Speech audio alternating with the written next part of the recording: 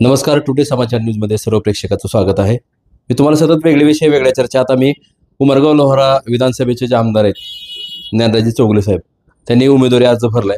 आता पहिली आपण त्यांची प्रतिक्रिया आज जाणून घेणार आहोत. सर, तुमचं टुडे समाचार न्यूजमध्ये स्वागत आहे. आज तुम्ही उमेदवारी अर्ज भरला, छाननीचा दिवस होता. काय सांगाल? जय महाराष्ट्र सगळ्यांना. आज छाननीचा दिवस होता. जवळजवळ भरलेल्या उमेदवारापैकी साधारणतः 27-28 उमेदवार या ठिकाणी निवडणुकीच्या रिंगणात राहतील असं एकंदरीत चित्र आहे. अजून ते चित्र 3 नंतर साधारणतः स्पष्ट होईल.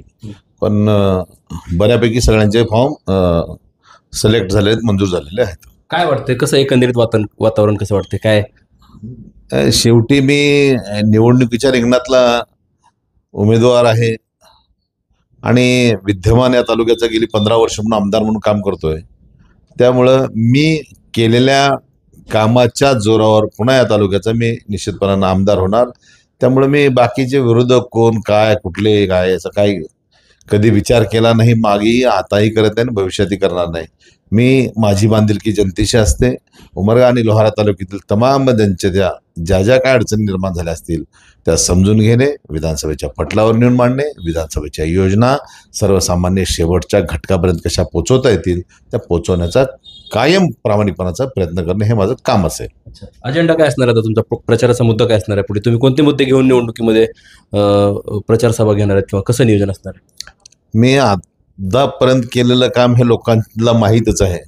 ते जास्त न सांगता मी एकंदरीत आता उमरगा लोहारा तालुक्यातला जर प्रामुख्यानं भविष्यकाळातला, जसं मागचाच सांगतो, मागच्या वर्षी आम्ही जवळजवळ पालकमंत्री तानाजी सावंत असतील यांच्या माध्यमातून, DPTCच्या माध्यमातून, सरकारच्या योजनांच्या माध्यमातून गाव तिथं स्मशानभूमी असावी ही भूमिका घेतली. जवळजवळ 70-75 स्मशानभूमी निर्माण करण्याचं काम केलं. उमरगासारख्या शहरात नगरविकास विभागाची 2.25 कोटीची स्मशानभूमी मराठा समाजाची, धनगर समाजाची ह्या निर्माण केल्या.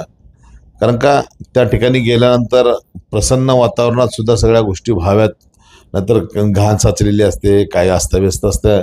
मला एका अंत्यविधीच्या समयी एका बाहेरगावच्या माणसाने आल्यानंतर म्हटलं, सहज बोलता बोलता म्हटलं, अहो काय तुमच्या स्मशानभूमीची दुरावस्था. एवढं एक वाक्य माझ्या मनाला लागलं होतं, डसलं होतं.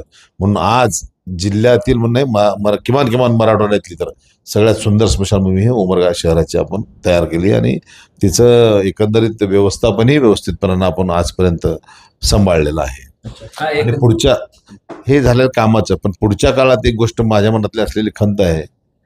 मी जेव्हा अतिवृष्टीच्या कालखंडात शेतकऱ्यांच्या शेतीवर जाऊन पाहणी केली त्यावेळेस एका वेळेस चालत जायला मला शेतीत चिखलांचा समोर करताना रस्ता नव्हता. ही गोष्ट मी प्रामुख्याने हेरलेली आहे आणि यानंतरच्या पुढच्या 5 वर्षाच्या काळात तिथं शेतरस्ता ही योजना घेऊन मी पुढच्या 5 वर्षात प्रत्येक शेतीला वाद नसलेल्या ठिकाणचे सगळे रस्ते कशा पद्धतीने आपल्याला सुखकर मोटरेबल किमान करता येतील त्याचं काम मी पुढच्या 5 वर्ष करणार आहे आणि शेतकऱ्याला न्याय देण्याचं काम मी माझ्यापर्यंत करणार आहे. अच्छा, तुम्ही प्रत्येक वर्षी वेगवेगळे कार्यक्रम समाजोपयोगी असतील, कार्यक्रम राबवले विद्यार्थ्यांसाठी, इतर कुठल्याही घटकासाठी, समाज घटकासाठी, त्याचा फायदा याच्या एकत्रित काय होऊ शकतो का? मी तसा फायदा व्हावा म्हणून हे काय करत नाही. मी जवाहर विद्यालय अंदूर इथं 10वीपर्यंत बोर्डिंगला राहून माझं शिक्षण पूर्ण केलं. तदनंतर छत्रपती शिवाजी महाविद्यालयात मी माझं BSCचं आणि MA पर्यंत शिक्षण पूर्ण केलं. तदनंतर तिथंच मी नोकरीला लागलो आणि पुन्हा माझे राजकीय गुरु रवींद्रजी गायकवाड यांच्या सानिध्यात आल्यानंतर मी समाजकारणात गुंतलो आणि त्याच्यानंतर हे राजकारणाची पायरी माझ्या वाटायला आली आणि मी आता 10 वर्ष शहराचा नगरसेवक म्हणून काम केलं, 15 वर्ष आमदार म्हणून काम करतोय. तेव्हा नुसतं आमदार होऊन भागत नाही, तर आपण लोकप्रतिनिधी काम करत असताना प्रशासकीय अधिकारी जर आपल्या विचाराचा असेल तर आपसूक आपल्या भागाच्या विकासासाठीचा निधी लागणारा तो आधी मिळू शकतो ही गोष्ट लक्षात आली. म्हणून आमच्या माध्यमातून आम्ही 10वी आणि 12वीत प्रथम येणाऱ्या विद्यार्थ्यांचा, गुणवंताचा, प्रत्येक त्या शाळेतला 50% असेल या 99% असेल त्याचा सत्कार करतो, त्यांना मार्गदर्शन करतो, त्यांना एक सर्टिफिकेट देतो. त्याचा उत्साह वाढवण्याचं काम आम्ही आमच्यापर्यंत करतो आणि ते सातत्यानं मी आमदार करतोय. नंतरच्या कालखंडात माझ्या लक्षात आलं एवढंच नाही तर ग्रॅज्युएशन केलेल्या विद्यार्थ्यांसाठी सुद्धा काहीतरी केलं पाहिजे. मग UPSC, MPSC, IRFC अशा स्पर्धात्मक परीक्षेचा सामोरं जाण्यासाठी आपल्या भागातील विद्यार्थ्यांना एक जे की लायब्ररी उपलब्ध करून द्यावी, अद्ययावत पुस्तकं उपलब्ध करून द्यावीत, इंटरनेटची सुविधा उपलब्ध करून द्यावी, बसायला सुसज्ज इमारत असावी, टेबल खुर्ची असावी, म्हणून आमच्या संस्थेच्या वतीनं 40 विद्यार्थी एका वेळेस बसून अभ्यास करू शकतील अशी लायब्ररी मोफत निशुल्क आम्ही चालू केली. त्याचा परिणाम 1.5 वर्षानंतर आमच्या लक्षात आलं. काही मंडळी पोलीस झाली, काही तलाठी झाली, काही विविध पदावर नोकरी लागली. एक गुंजोटीची कन्या आहे, ती MPSC पास झाली. हे माझ्या त्या लायब्ररीचं एकंदरीत यश आहे. आणि मी असाच यश संपादन करणाऱ्या विद्यार्थ्यांना पाहिल्यानंतर माझ्या मनाला एक वेगळं समाधान प्राप्त होतं. जी गोष्ट आपणाला मिळाली नाही ते आपणाला इतरांना देऊ शकतो, तर त्याचा आनंद वेगळाच असतो. त्यात देणाऱ्याला माहीत असतं. त्यामुळे तो आनंद घेण्याचा मी माझ्या परीने प्रयत्न करतोय. त्याचबरोबर अर्थकारणामुळं मला शिक्षणाला अडचण निर्माण होऊ नये अशी काही लोकांची, विद्यार्थ्यांची अपेक्षा असते. आणि तशा विद्यार्थ्यांना आम्ही आमच्या संस्थेच्या वतीनं निवडतो. ज्यांना खरंच गरज आहे अशा विद्यार्थ्यांनी निवडलंय. जवळजवळ आज माझ्या मते 33-34 विद्यार्थी आमच्याकडं आहेत.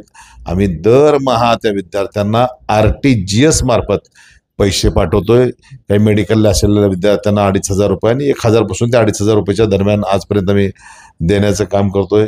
काही विद्यार्थ्यांना तर एक रकमी पैसे सुद्धा भरायला आणि तिथे भरावं लागतात. अशा वेळेसही काय मदत करत आहे. पण माझा स्वभाव असा आहे, उजव्या हाताने एखादी गोष्ट दिली तर डाव्या हाताला कळू नये असा या मताचा मी आहे. त्यामुळे या गोष्टी आम्ही कुठं ओहापोह करत नाही. पण एकही विद्यार्थी आजपर्यंत त्याची निवड झाल्यानंतर आमच्याकडे मला या महिन्याचे पैसे मिळाले नाहीत असा एकही विद्यार्थी आमच्या ऑफिसला आलेला नाही. आणि भविष्यात ज्यांची निवड केली तो येणार नाही याची व्यवस्था मी हयात असेपर्यंत निश्चितपणानं करेन. आणि एवढंच्या प्रसंगी तुम्ही 15 वर्ष अखंड सेवा केली लोकांची. एखादं असं काम सांगा की जे काम होत नव्हतं ते तुम्ही केलंय.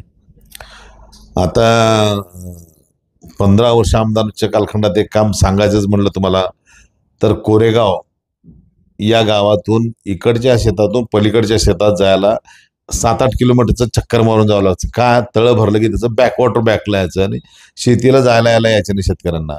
तेव्हा तिथल्या शेतकऱ्यांनी मला सांगितलं की आम्ही तुमच्या मतदानच करणार नाही आमचं हे काम झाल्याशिवाय. मी त्यांना पहिल्या वेळेसच विनंती केली. मी पहिल्यांदा निवडणूक लढवतोय आणि हे काम न केलं तर पुन्हा मी मत मागायला येत नाही असं सांगितलं होतं. आणि मी त्या कोरेगाव वाडीत हे कोरेगावच्या लोकांना, वाडी म्हणतो कोरेगावच्या लोकांना ते ब्रिज तयार करून दिला. तर तिथल्या नागरिकांनी, मी किती भाग्यवान असेल बघा, म्हणजे लोकांनी सुद्धा मला 3-4 शेतकऱ्यांनी आयर करून माझा सत्कार केला आणि मग त्या कामाचं उद्घाटन केलं. यापेक्षा एखाद्या लोकप्रतिनिधीला काय हवं असतं. त्याचबरोबर तुगाव हे गाव पुनर्वसनानंतर बॅकवॉटर तयार झालं. तिथेही शेतीचा विषय होता. होडीतून ये जा करावं लागायचं लोकांना. आणि एकेकाळी मी आमदार असताना अधिवेशनाच्या कालखंडात 3 विद्यार्थ्यांचा दुर्दैवी मृत्यू झाला. ही गोष्ट मनाला चटका लावून जाणारी होती. तात्काळ शनिवार आणि रविवार सुट्टीच्या कालखंडात देऊन भेट दिली. शासन दरबारी लगेच सोमवारी तो विषय मांडला. त्या विद्यार्थ्यांच्या कुटुंबियांना मदतही केली. आणि 98 मला वाटतं 68 लाखाचा आपण त्यावेळेस निधी उपलब्ध करून घेतला. ते काम वाढत 1-2 वर्षानंतर झाल्यानंतर थोडासा निधी वाढवून मला वाटतं 68चं 98 काय तर लक्षपर्यंत जाऊन आपण तो ब्रिज तयार केला. आणि आज लोक सुक्करपणानं होडीतून नाही तर त्या ब्रिजून जातात. ही एका लोकप्रतिनिधीला समाधान देणारी काम आहेत. आणि त्यात मला जी अडचणी, जे ज्युनियन जे प्रॉब्लेम आहेत ते सोडवता येतात. हे मी माझं भाग्य समजतो, ते मी सोडवलंय. आता डोक्यात मोठं काम कोणतं आहे तुमचे की जेणेकरून लोहारा उमरगा विधानसभा मतदारसंघात असलेली? लोहारा उमरगा विधानसभेच्या माध्यमातून जर मोठं काम काय असेल तर आताच केलेली सांगतो ना. प्रशासकीय इमारती नव्हत्या, त्या सगळ्या तयार केल्या. मी डॉक्टर बाबासाहेब आंबेडकर यांच्या विचाराशी निगडीत राहणारा, घटनेशी प्रामाणिकपणानं त्यांच्या दिलेल्या बाबासाहेबांच्या घटनेनुसार काम करणारा एक कार्यकर्ता म्हणून काम करतोय. तुम्हाला ज्ञात राहावं, बाबासाहेबांच्या 125व्या जयंतीनिमित्त सालेगाव या ठिकाणी आपण 14 कोटीची मागणी केली होती. 11 कोटी पास केले.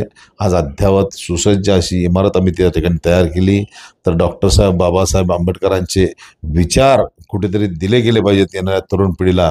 आणि त्यासाठी म्हणून तिथे एक अद्ययावत लायब्ररी तयार करणं, त्यांच्या तैलचित्राच्या माध्यमातून त्यांचा इतिहास जनतेला कळावा म्हणून ती इमारत केली. त्याचबरोबर कराळी या ठिकाणी आपण 15 कोटी रुपये देऊन विपश्यना केंद्र करतोय. आणि भविष्यकाळात मी सांगितलं शेत रस्त्याचा मोठा प्रश्न आहे, तो सोडवणे. आणि लोकप्रतिनिधी म्हणून काम करत असताना हेच एवढं टार्गेट म्हणून काम करून भागत नाही. तर त्या प्राप्त परिस्थितीला निर्माण झालेल्या अडचणी सोडवणं हे लोकप्रतिनिधीचं काम असतं आणि ते मी प्रामाणिकपणा करतोय. आता नॅशनल हायवे आमच्या इथून गेलाय. खरं पाहायला असता ते नॅशनल हायवेचं काम आमदारांचं आहे की नाही हे तुम्हाला माहीत आहे. ते नॅशनल हायवे कोणाच्या अखत्यारीत येतं हेही तुम्हाला माहीत आहे. तरी लोकांच्या ह्या होणाऱ्या एकंदरीत अपघाताच्या संदर्भात वारंवार मी विधानसभेत आवाज उचलला, पण त्याच्याही अखत्यारीत विधानसभेत येत नसल्यामुळं त्या प्रश्न सुटत नव्हता. रस्ते विकास मंत्री माननीय नितीनजी गडकरी साहेबांचे मी ऋण व्यक्त करीन. मी याचं ड्रोनच्या माध्यमातून शूटिंग केलं, स्वतः त्या स्पॉटवर व्हिजिट दिल्या, या असलेल्या ब्रिजची दुरावस्था काय केली त्याचं एक फिल्मिंग तयार केली, बुकलेट तयार केलं आणि गडकरी साहेबांची वेळ घेऊन दिल्ली या ठिकाणी त्यांच्या निवासस्थानी जाऊन या सगळ्या घटना सांगितल्यानंतर साहेबांनी त्याच ठिकाणी संबंधित अधिकाऱ्यांना सांगितलं, कोण गुत्तेदार असेल तर त्याला निलंबित करा, दुसरा 15 दिवसाच्या उभं करा तिथं आणि त्याच्यामार्फत त्या एजन्सीमार्फत काम करून घ्या. आणि त्याचा परिपाक मी बोलतोयच नाही तर त्याचे सगळे पुरावे माझ्याकडे आज प्राप्त आहेत. तर त्या माध्यमातून आपण केलं आणि ते आता या रस्त्याचे कामं आपल्याला चालू असलेले दिसत आहेत. काय आव्हान कराल तुम्ही? आव्हान काय कराल नागरिकांना? मी नागरिकांना आव्हान करेन की 15 वर्ष या तालुक्याचा आमदार म्हणून काम करत असताना मी जनतेचा नौकरच म्हणून काम केलंय. या जनतेचा कधीही मालक झाला नाही आणि भविष्यातही होणार नाही. तेव्हा पुढच्याही कालखंडात एका चांगल्या नोकराला आपण पुन्हा नेमावं एवढीच कळकळीची विनंती मी येणाऱ्या 20 तारखेला धनुष्यबाण या चित्रापुढील बटन दाबून महायुतीचा एक आमदार म्हणून आपण या ठिकाणून मला पाठवावं. केंद्रात सरकार एका विचाराचं, राज्यात एका विचाराचं सरकार झालं तर निश्चितपणानं आपल्या या भागाच्या विकासासाठी कुठलाही निधी कमी पडणार नाही. जिल्ह्यातील मागच्या कालखंडातही सर्वाधिक जास्त विकासाचा निधी खेचून आणण्याचं काम मी माझे राजकीय गुरु रवींद्रजी गायकवाड यांच्या मार्गदर्शनाखाली केलेलं आहे. भविष्य काळातही इतर तालुक्यांपेक्षा जास्त निधी कसा आपल्या तालुक्याला विकासाकडे आणता येईल हाच माझा ध्यास राहून तालुक्याच्या सर्वांगीण गोष्टीचा विकास, एखादे पर्टिक्युलर हेच म्हणून नाही तर सर्वांगीण गोष्टीचा विकास कसा करता येतो ते करण्याचा प्रामाणिकपणाचा प्रयत्न असेल. या ठिकाणी MIDC आहे, MIDC या ठिकाणी मुख्य अडचण त्या ठिकाणी उद्योगाला लागणारं पाणी, हे पाणी उपलब्ध नसल्यामुळे बरेचसे मोठे उद्योग तिथे आले नाहीत. भविष्यकाळात आपण उमरग्याची पाणी पुरवठ्याची योजना करतोय, त्यातलंच एक लाईन त्यांना काढून देऊन उद्योगासाठी वापरता आले तर मोठ्या प्रमाणात MIDCचा विस्तार करून आणि MIDC वाढवण्याचं काम मी माझ्यापर्यंत करण्याचा माझा उद्देश आहे. बघा लोहार आणि त्याचबरोबर सगळ्यात आधी शेतकऱ्यांचं जर काय हित करायचं असेल तर त्यांच्या शेतीला मिळणारं हे शाश्वत पाणी गरजेचं आहे.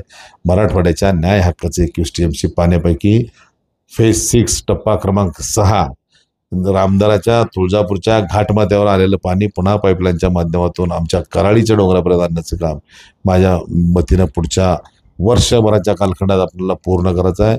जेणेकरून अवर्षणाच्या कालखंडात जेव्हा पर्जन्यमान म्हणजे पाऊस होणार नाही तेव्हा आपलं उजनीचं पाणी या पाईपलाईनच्या माध्यमातून इथल्या शेवटच्या गावापर्यंत कशा पद्धतीनं वॉल खोलल्यानंतर आपण कॅनॉलला जरी पाणी सोडलो, वड्यात जरी पाणी सोडलो तर तळ्यात कसं पोचवता येईल याचं नियोजन मी भविष्यकाळात करणार आहे. बघा हे ज्ञानराज चौगुले आहेत, 15 वर्ष सलग आमदार आणि आता त्यांनी विधानसभेची निवडणूक लढवण्यासाठी आता उमरगा लोहारा विधानसभेच्या निवडणुकीची तयारी केली आहे, अर्ज भरलेला मी तुम्हाला त्यांची प्रतिक्रिया दाखवलेली आहे. मी हुकमत मुलानी, उमरगा लोहारा.